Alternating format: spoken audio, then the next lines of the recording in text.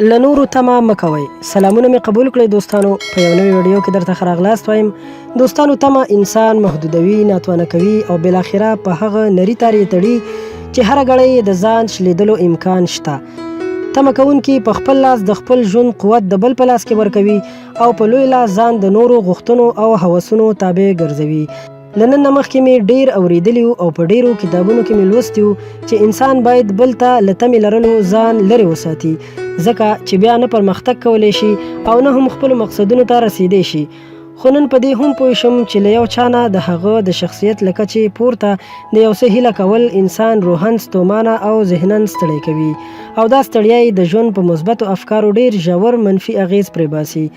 لازمه نه ده چې ته د خپلې هرې نیکۍ په بدل کې هغه کس ته په تمه وي چې تا یې په سخته کې لاس نیولی وي او تا ورسره تر خپله حده مرسته کړې وي.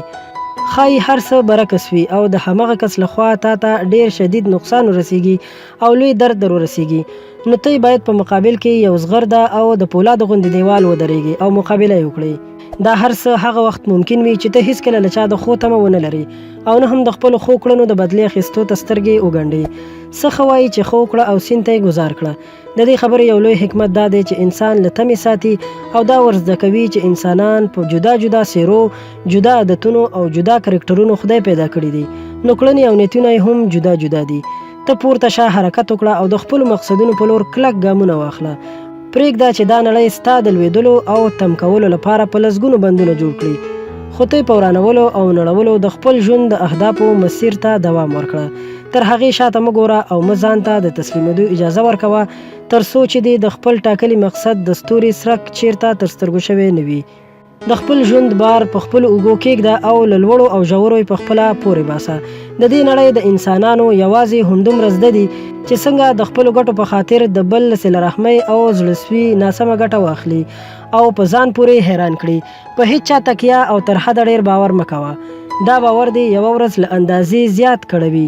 هغه کس چې تا خوشحالولی شي ته پخپله یې او هغه کس چې وروسته له هر وار لوېدو تا بیا پورته کوي هم ته پخپله یې.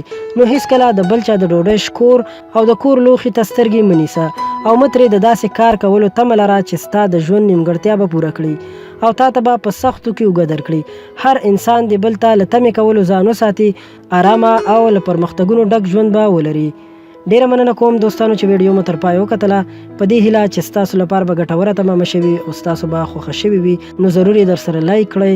له نورو په زړه پورې او ښایسته ویډیوګانو لپاره در سره هم زموږ چینل سبسکرایب کړئ. تر بلې ویډیو درنه اجازت غواړم. د الله په امان.